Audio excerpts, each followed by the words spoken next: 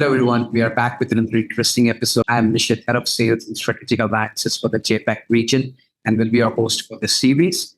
We have Riley with us from Dotdigital for this interesting discussion series on marketing automations and segmentations. So let's jump right into today's discussion.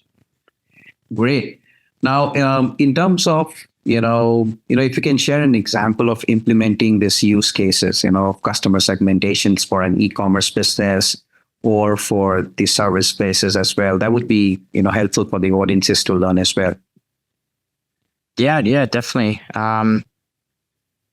So there's many different use cases the brands can really choose to implement this with. I think we covered a few of them earlier, just around things like abandoned cart flows, customers who have exhibited loyal behavior, targeting customers based on products that they might want to buy in addition to what they've already bought and so on.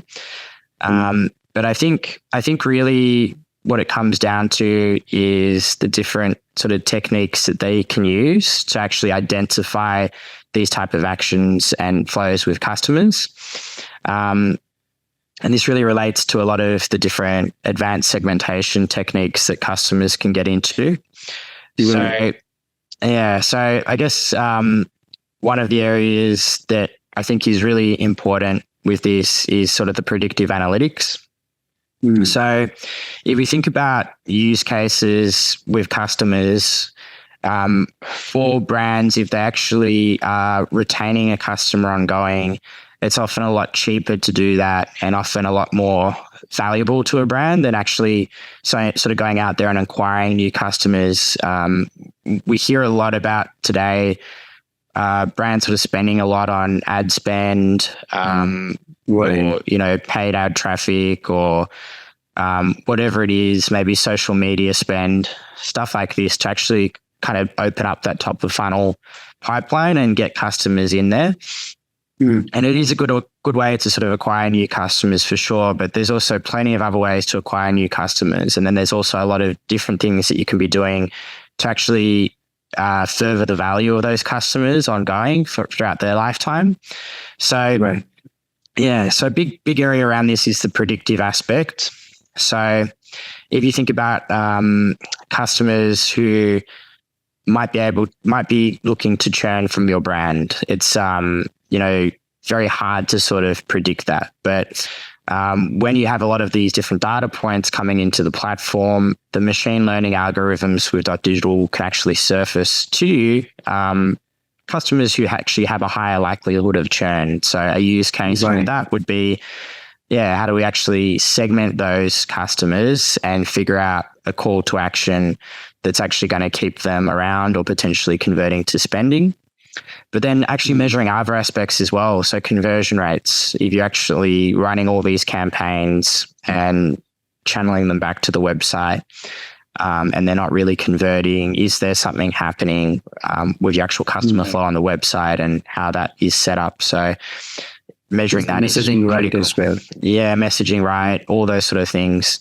Lifetime value, which I was talking about just at the beginning there. So actually having a measurement on that, and then being able to sort of predict where that's heading ongoing is also really important. So that basically allows you to then therefore set up different campaigns and segments to target these various areas such as retention, upsell, cross-sell, and so on. So that's definitely one key use case to go after. Then there's also sort of stacking different things. So I think we've done a lot of talking around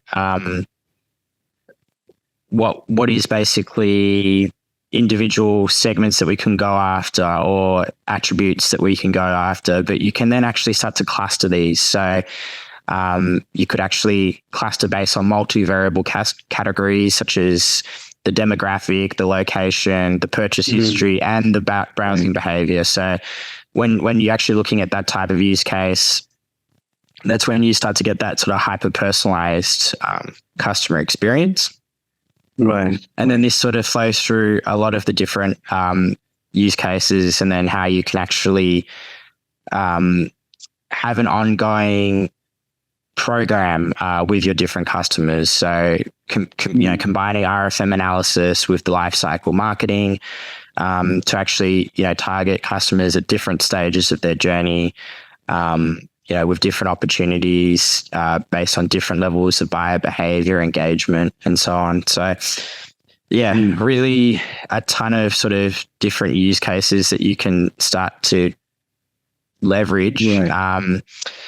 But I think the kind of key with all this is that it is a lot to sort of think about if you were to sort of manually go and try and execute all of these different things. Yeah, right. It's like it's a lot to consider for brands. Yeah, exactly. And then they can also have this. Let's say for services, they can have this kind of a special forms, right? They can leverage those forms to get the data from the customer and then probably channelize them into specific segments and then have those kind of personalized messaging going out to them in order to get what exactly they're looking for. So probably that can also be one of the strategies or probably a use case which the brands can utilize in order to get that right customer segmentation done so that they have the right messaging going across as well. Yeah, totally.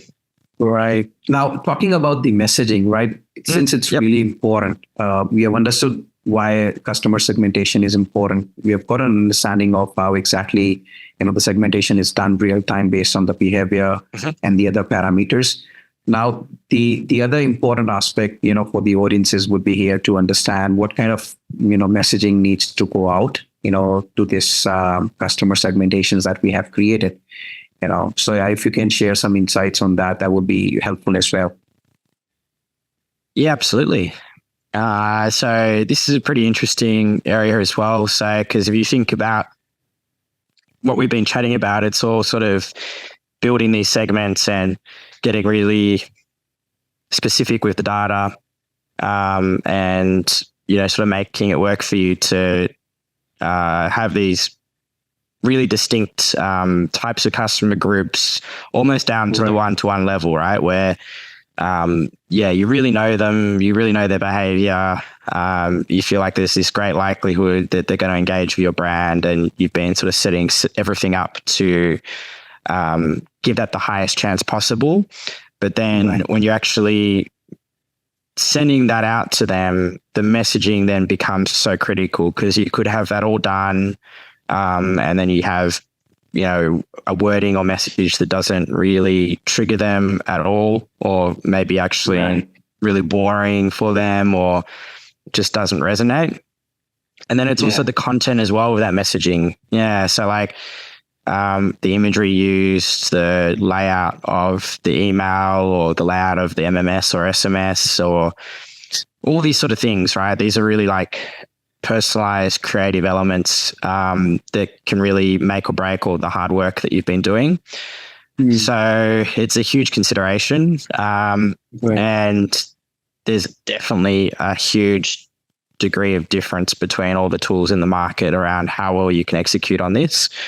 So basically with Dotdigital in particular on here, we've actually done a lot of work on how we actually give brands the control and actually personalizing that messaging. So we have an amazing drag and drop builder, which is really kind of a theme throughout the platform, this ability to drag and drop to create what you need. So it starts, right from the campaign builder and the segment builder and the program builder. We actually are able to drag in those different data points and calls to action, but then it progresses through to when you actually are building out those individualized emails, for example, where we have a template builder, where you can actually have dynamic blocks of content and themes that you've set up to be able to target individuals. You can drag in dynamic content blocks around, product recommendations.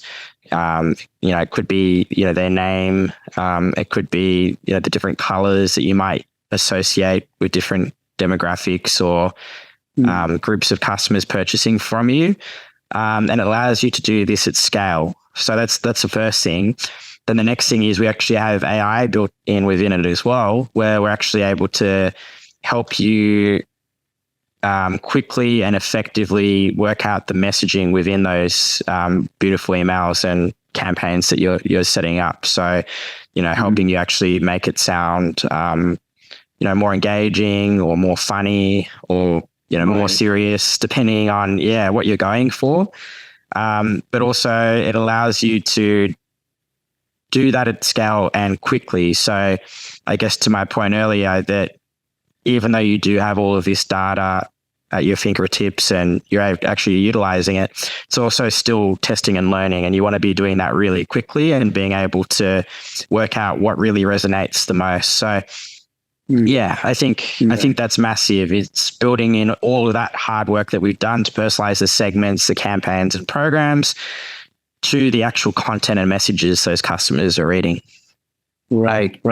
Yeah. And just adding on to it, maybe, once the segmentation is done, obviously they are putting a lot of efforts in terms of building that segmentations and then figuring out what kind of messaging they want to put across. But what I would like to add is probably they should do it at the right time as well, because most of the brands, they deliver, emails. Let's say if I have my birthday listed with one of the brands, they probably send me an email 2 days later, on my birthday. That doesn't really make sense because the coupons is not valid. You are not able to utilize those coupons. So, their entire efforts in terms of, yes, they had the right messaging, but it's just that they didn't deliver on the right time. So that's also pretty crucial when it comes to having, right content going on the right time to the right audience, which obviously turns into, improving the CRO for the brand. And then obviously building that potential customer base as well. So that's what I've experienced, right? A lot of brands, they probably don't focus more. They focus more on, the right customer, the right message, but the timing is really bad. So that really, puts off the customer, and then they start looking at the other brands as well. So, yeah, that's absolutely true. I think, we could probably all relate to cases where, you're out shopping for something online, be it, some clothing or new pair of headphones or something like that. And there's always a contingent of brands that have that lag effect where you may have already completed that purchase a month ago and they're sort of retargeting you with that same content, a month later, and they've totally missed the boat, So, right. Exactly. Yeah. And there are still a lot of brands doing it, right? So they have leveraged, the kind of, tool Dotdigital is, I would say, and then optimizing their customers and then the right messaging. So that a lot of work to be done there for those kind of brands which are trying to get in the game and then work on their customers, because the cost of acquiring new customers is obviously increasing day by day. It's better to probably the customers that you already have or that are coming to your website, it's probably one of those ways on how you can target them and then make them your potential customers or new customers. So that's where, the entire game lies in. Right? Definitely. Right. So moving on to this discussion, now that we have also understood how important the messaging is, and you've been working with a lot of brands, you've worked with a lot of brands during your tenure in terms of helping them with growth strategies, and even at your role at Dotdigital, you've been working with brands to understand how they can have that right customer segmentation done or personalization. Thank you for tuning in today's episode. We hope you enjoyed the conversation with Barry today. Found it really insightful. Stay tuned for our next episode where we explore more nuances of marketing automation, segmentations, and more with writing. Until then, take care and thanks again for listening. Cheers.